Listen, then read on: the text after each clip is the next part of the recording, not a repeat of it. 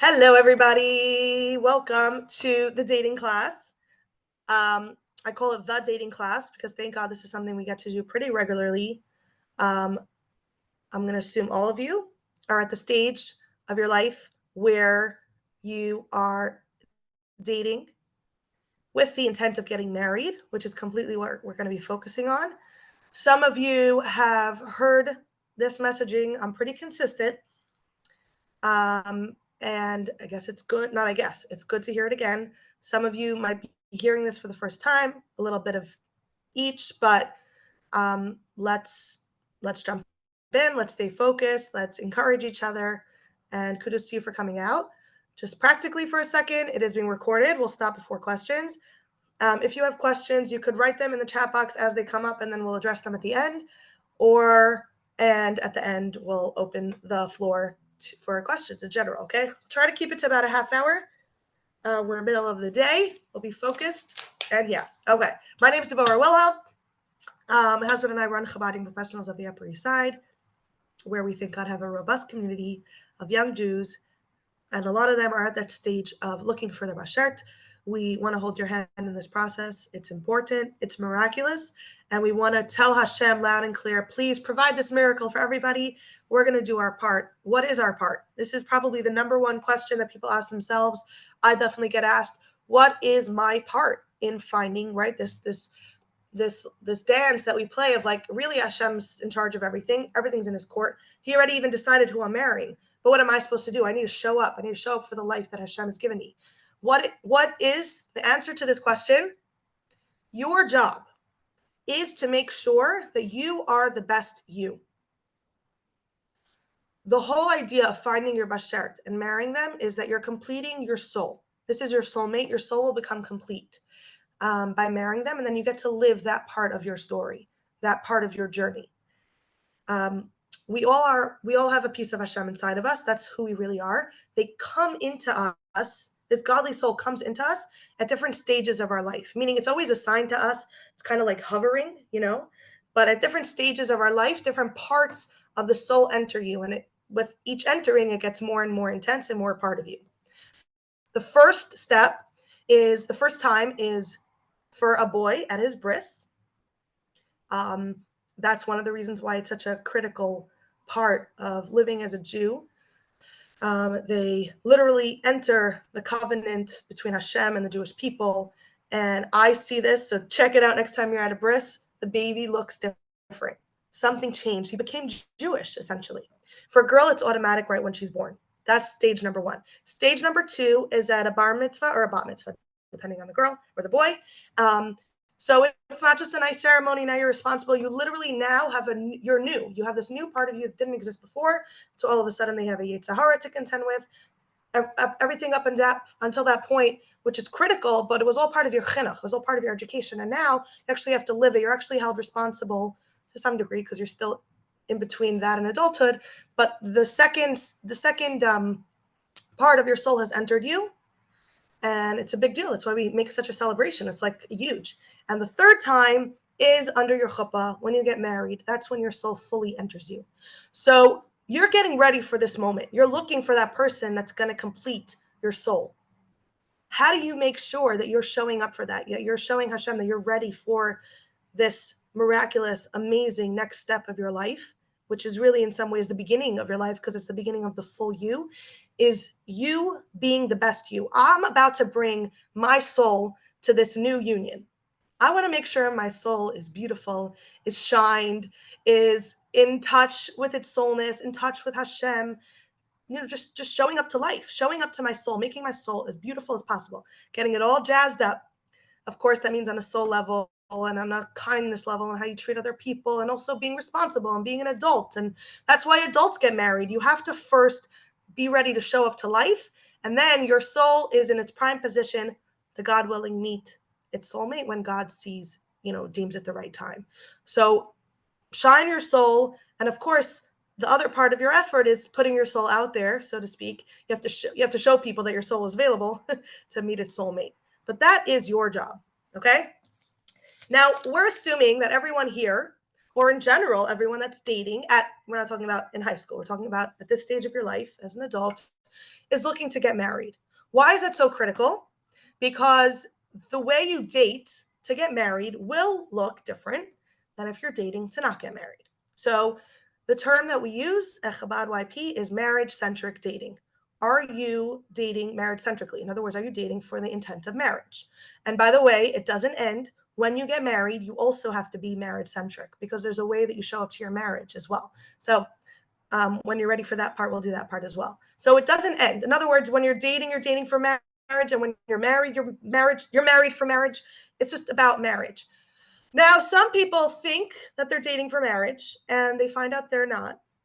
So this might, create some awareness on that level. And then you get to decide if you want to make those changes or not. And some people are actually not dating for marriage. Either they're not ready for marriage, or they think they're not ready, or they're confused about it. Listen, it's okay. No one's going to force you to date properly, but do yourself a favor and do the people you're dating a favor. And the more transparent you are, and I see this all the time, people are talking to each other, whether it's they're formally gone on a date or they're flirting or whatever it is. That's normal, right? Men and women flirt. That's what we do. But when one of them is in the mind space of, wait, any guy I talk to, if they seem like a good person and potentially a fit, then this could lead to marriage, or they're just in that headspace. And the other person is like, I'm just having fun, whether they're aware of it or not, but this is what's happening. It's very painful. It's very, very, very painful. I tell some people this. I was trying to explain to my kids, which was a pretty funny conversation, how crushes in high school or flirting in high school, where it's so obvious there's no marriage in the picture, is so much more innocent. Because even though, yeah, your heart breaks when your crush isn't interested in you or whatever, but it's on a very low playing field. But if somebody at the age of 30 has a crush on somebody, even if it's not worthy for marriage, or even if the whole thing makes no sense, but a crush is a very powerful emotion. For some reason, Hashem gives us this kind of all-consuming crush situation that we deal with even as adults. It's a much more painful experience because either you shouldn't be marrying this person, or this person isn't interested in you. You're already like in the marriage headspace, so it's so hard to like align these two things that are going on inside of you. So if you are dating or behaving in a way that's not marriage-centric, you just have to really be honest with yourself and honest with the person. Obviously, you don't have to walk around and be like, hey, I'm not ready to get married to every girl you talk to or every guy you talk to. But definitely, if you're like sitting on a date with somebody, somehow, I'm not saying you shouldn't date because you do you, but somehow it's only fair to the other person if you're really not there. And if somebody tells you that they're not there, listen to them. You don't have to, it's not your job to change their mind. If when their soul is ready, they'll come back and find you if you're the right person. But if somebody else is saying like, I'm not really ready for marriage, so either they don't know what they're talking about and they really are, and it's just a defense mechanism. But if they're really not, as the person on the other side of the table, don't try to convince them that they are if they're not. And if you like them and they're not marriage centric at this point, okay, that means they're not the person you're supposed to be spending time with right now. Like, just be very open somehow with yourself about what marriage centric looks like. Okay, so I have here two lists I want to go over. List number one is the marriage-centric list. In other words, behaviors that align with the marriage-centric dating and behaviors that don't align with marriage-centric dating. And the other list is what to look for, because this is obviously a big question. Like I'm refining my soul, but I'm also looking for my soulmate. What should I be looking for? And it's a combination of character traits and choices, as well as behaviors. So I'm going to start with that one because I think, yeah, that's where we're going to start. Okay. Everyone good so far? I'm going to open the floor for a second. If there's anything that needs clarifying, you could type it in the chat. 10, 9. Okay. So what to look for? I've done this before, but I'm going to do it again because it's the best ever. I'm going to give everyone 1 minute. I'm going to clock it. I'm going to time it. Write down either on a piece of paper or on your phone or wherever, type it in a separate box in the computer, everything that you're looking for. You're looking to get married to somebody, either a man or a woman.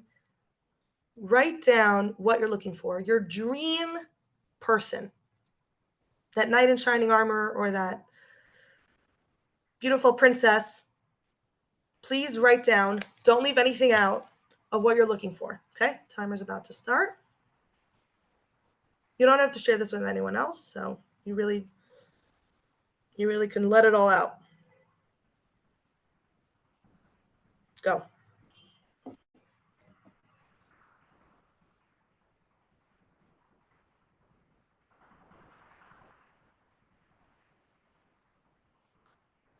Are we just using like what? How are we doing this activity?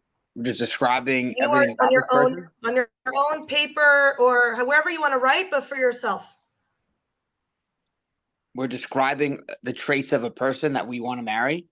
Yeah, if you could describe to somebody, this is my dream girl, in your case.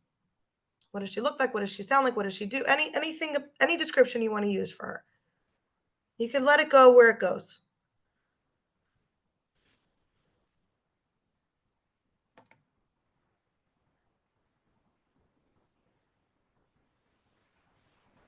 Ten seconds left.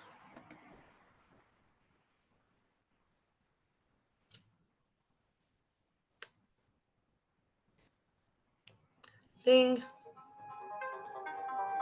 Okay. You just described your dream person. Maybe you're just getting started.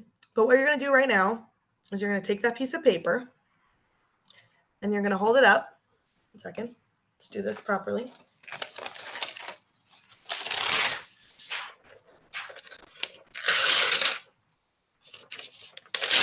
And you're going to rip it up. You're going to throw it in the trash.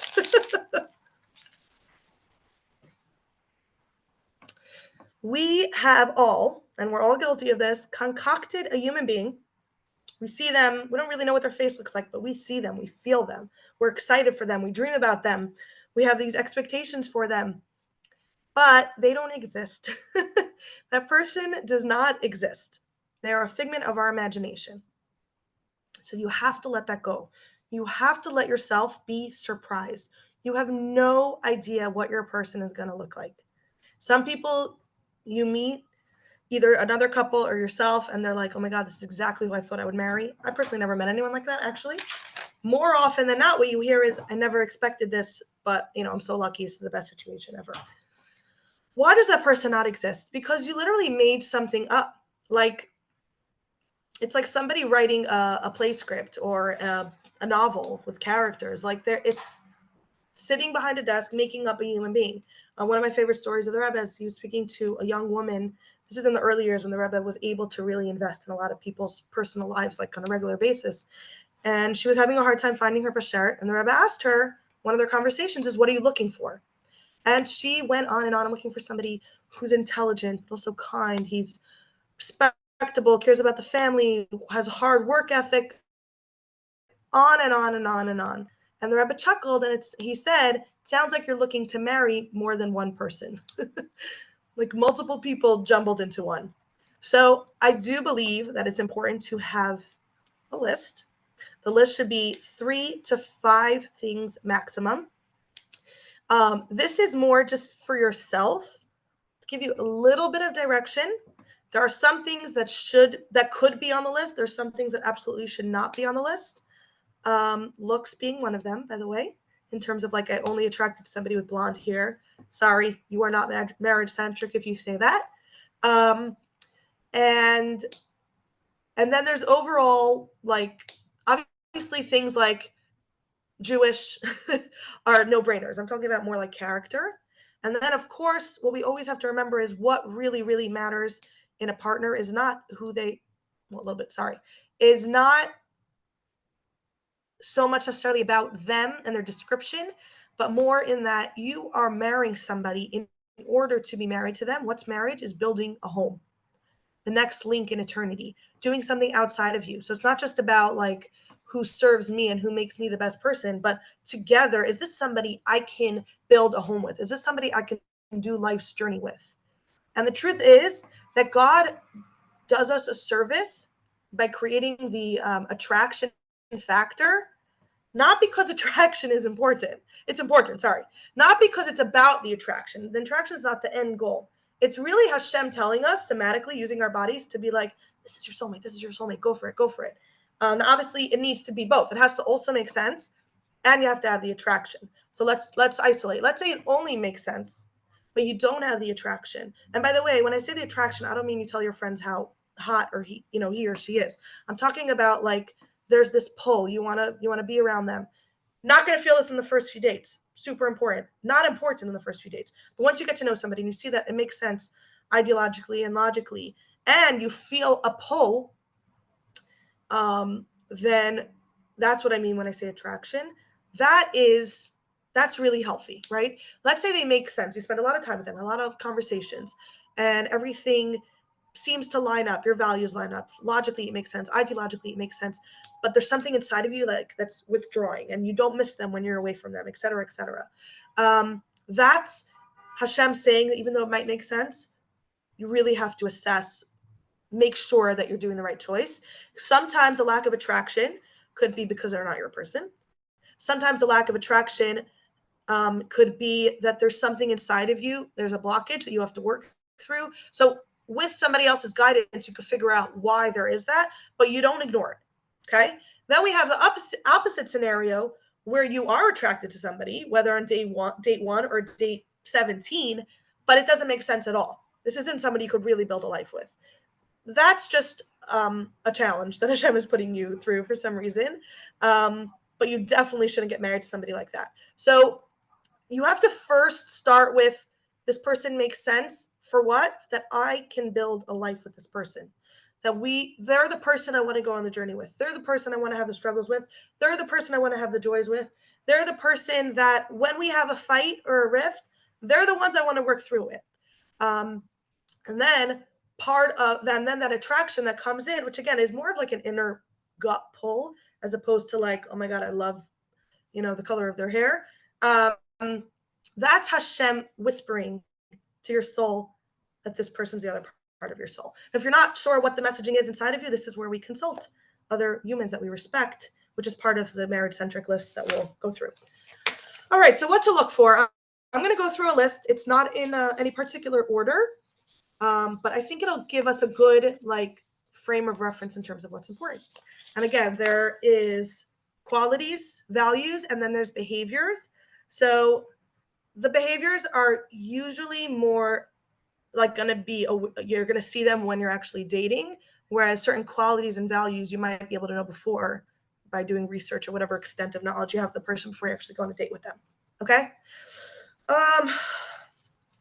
So, and this, by the way, this has been gathered over some years.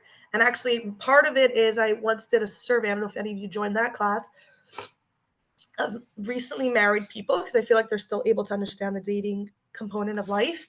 And I found a lot of them very interesting. And obviously I agree with them if they're included in this list. So this is more in the behavior category. Someone who's genuinely interested in me, someone I don't have to guess about. In other words, like if you're on a date with somebody, and by the way, for me, I basically discount date 1, 2, and 3 unless something really big happens, whether good or bad, but otherwise they're really just the beginning. But let's say as you're getting to know somebody, and they don't seem interested in you at all. You're speaking, they don't hear what you have to say. They're completely ignoring you to whatever level. That's not somebody you should be dating. Okay. Not playing games. So here, what they say, no one is too busy to go on a date. If the guy wants to continue going on dates, he will. In other words, this whole guessing, again, not once you started dating. Before then, I guess there's a game, which is annoying, but it happens. But are they interested in going out with me again? Are they not interested in going out with me again? Am I chasing them? Am I texting them? Whatever. Once you're playing this game thing, somebody's got to grow up, but you can't force the other person to. So that's not normal. That's not marriage-centric, and you have no obligation to chase the other person if they're not being respectable. Okay, this is a big one. Accepting you for who you are and not trying to change you. If the change is natural, then great. It shouldn't be a change that he enforces. Any change should be because you want to. So this comes up a lot with religious stuff, and we could talk about the religious thing at one point. Overall, just my general rule of thumb is you're never going to find somebody that's an exact same religious spot as you are, because it doesn't exist in the world. What you're truly looking for is somebody that's going in the same direction as you. Because sometimes we meet people in the same place, but one of, like, they're technically both, let's say, keeping Shabbos, but one of them doesn't care about Shabbos and is considering breaking it next week, and the other one is like on fire, and of course I keep Shabbos and I'm growing. So it's really about both being in a similar direction. And then of course there's a component of building a home together. So if somebody is fully Shomer Shabbos and somebody is not there yet, I'm not saying it can't work, but it's something that has to be discussed because you're going to build a home together. But another factor here is, and this is something I always like, just a good way to kind of sum it up. Again, not necessarily at the beginning, but when things get more serious or you're more interested in the other person, 2 questions you should ask yourself is, do you feel good about yourself in front of that, like with that other person? And are they kind to you? And I think that's a lot of what this is saying here. Okay, good midos. So when we look at character traits, and this is biblically sourced because we know that when the first shadchan, the first matchmaker, was Eliezer, Abraham's right-hand man and number one loyal employee servant, he went to find a match for Yitzchak, Avram's son. And he was like, how am I going to find somebody? And he said specifically, I'm looking for someone that shows kindness. And that's how Rivka caught his eye, because she made a point of giving him water and all of his camels water, and really went out of the way back and forth. And that was like his indicator that this is the girl that Yitzchak should marry. And in general, you think about it, and it's funny, sometimes I have to convince people, and I'm like, why? You want to marry a nice person, somebody that's kind. Like, you're going into a relationship, not just to be enamored by somebody. Obviously, you have to think highly of them, but you want someone who's going to be thinking about others, that has a kindness. Obviously, there's different spectrums of kindness. And you're also not looking for someone who's a shmata and has no backbone, but like, it should really be a no-brainer and go without saying. So other qualities that might fit into this category, just in general, of good midos, is somebody that has good character. Okay, so different ideas are someone that's generous, someone that's kind, somebody that's positive, thoughtful, ambitious, confident, has love for Hashem. That's a big deal. Sense of self. He's able to love yourself, which means he's able to love others. A smile, putting on tefillin. I thought that was a cute one. Doesn't have Instagram. Definitely something admirable. And all these different things. I'm not saying that all of these things should be on your list. Not at all. But I am saying that if they are on your list, that's probably a good sign. But also, like, they should be understood more. Like, for example, ambitious. There's so many amazing qualities of ambition, right? For a man specifically, like, you want someone who knows his role as a provider and will really take that seriously. But you also want to make sure somebody is ambitious without, like, hurting other people, or, whatever other pitfalls that come along with it. Generous. It's a beautiful midah to have generosity.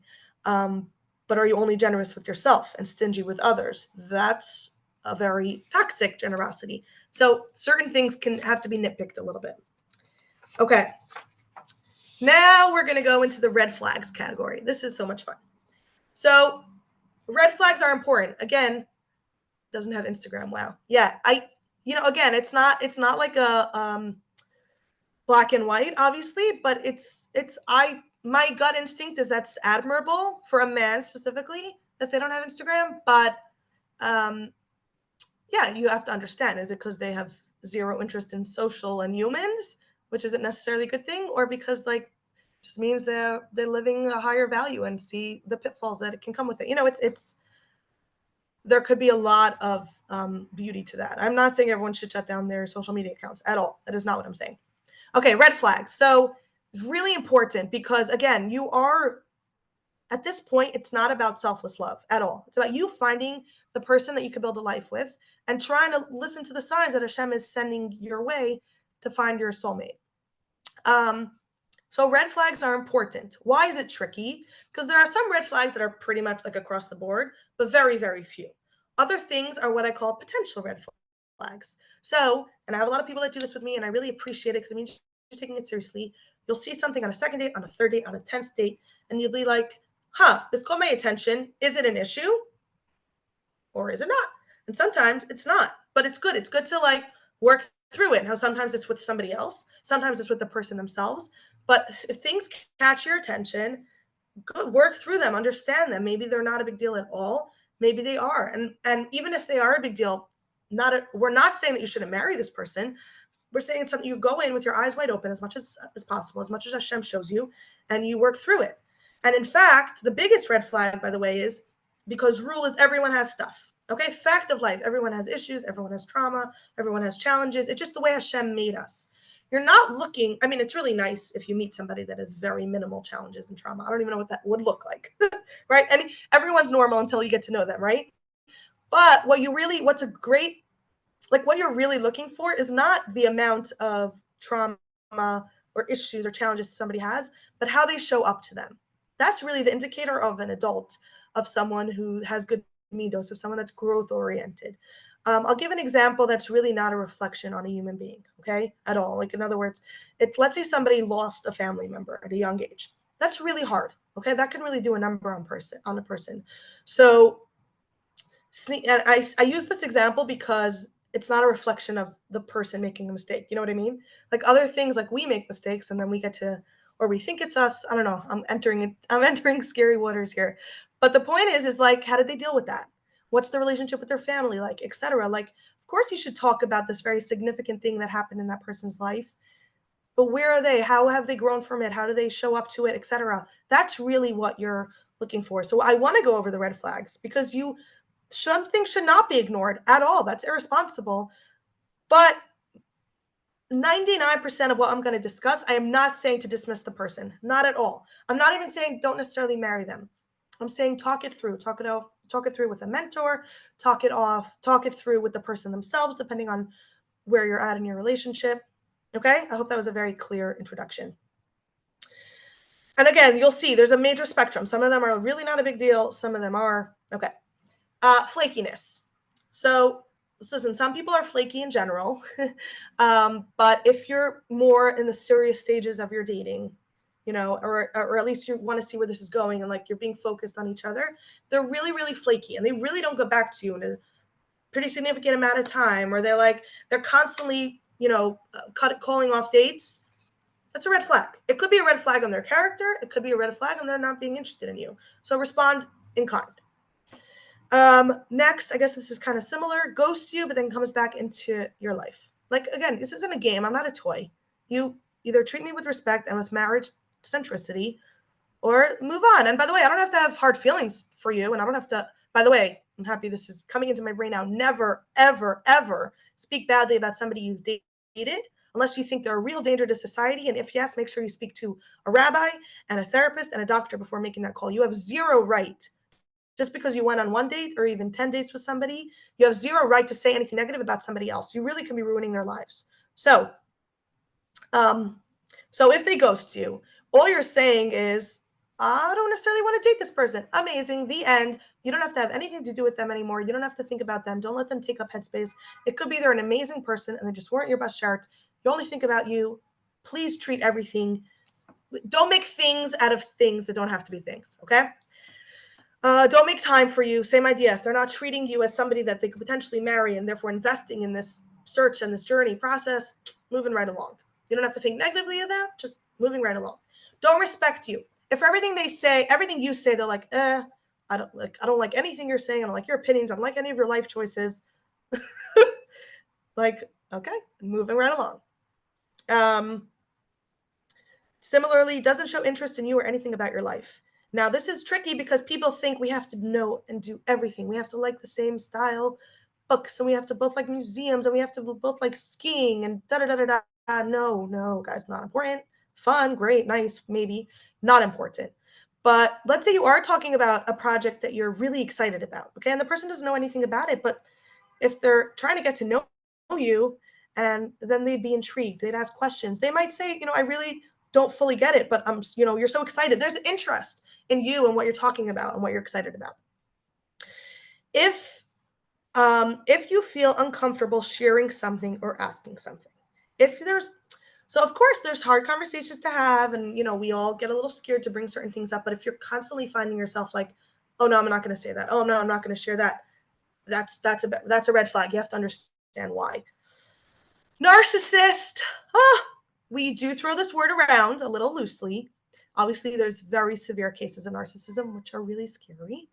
But in general, somebody that's very self-obsessed, that scares me. That's something you really have to understand a little bit more.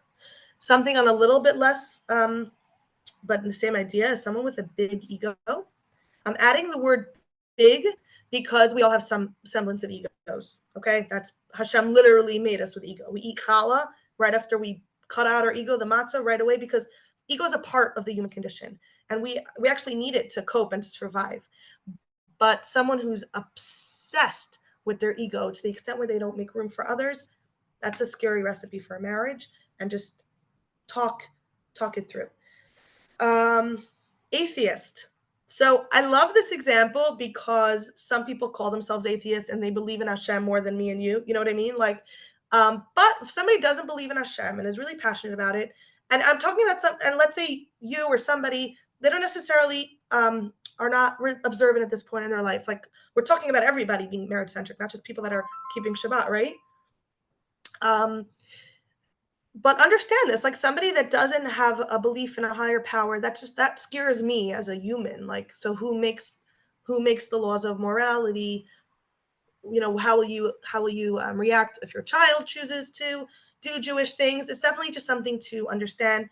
But like I said, especially in this day and age, people call themselves atheists and agnostics and God knows what else, pun intended, without even knowing what they're talking about. So don't take it at face value. Not family oriented. So this again is a very, loose, like it can go for so many different reasons. It could be because they only had, they had a very small family, so they didn't live near their family. It just didn't take an important role in their life. That's just the way things happen. Your friends or your family, whatever.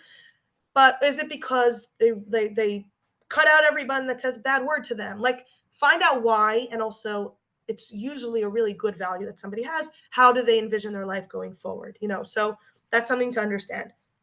Somebody very negative. And again, we have a huge spectrum of positive to negative, but somebody that's very negative, those people, you're around them and you just all of a sudden feel heavier and darker, and like they look at the world in a negative way. That's really not a good quality. And be, just be wary of that, understand that. That's something to definitely take into account. Pressuring you to drink, do drugs, sexual acts, or really anything that you don't feel comfortable doing. If somebody's trying to pressure you to do something you don't want to do, especially something that we're not talking about, like walk a mile with me, something that's harmless, that's a real red flag. And in general, if they're pressuring you to do like there's pushing, there's friendly, but in general, pressuring you to like a very uncomfortable point to do anything that you don't want to do, even if it is harmless, that's really, or making you feel guilty for not doing something, major red flag.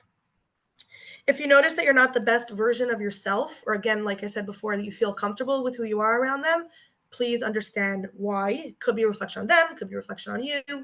Understand what's going on here. If you don't feel good about yourself around them, same thing. Jealousy.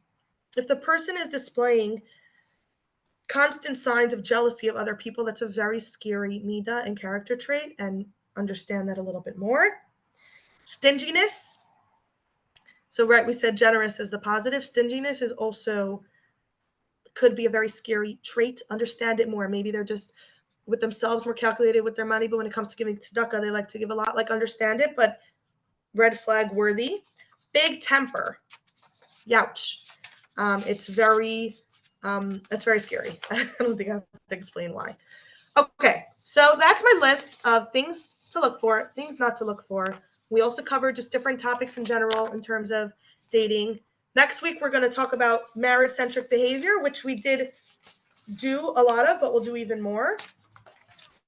And now I'm opening the floor to questions, okay? We'll shut off the recording.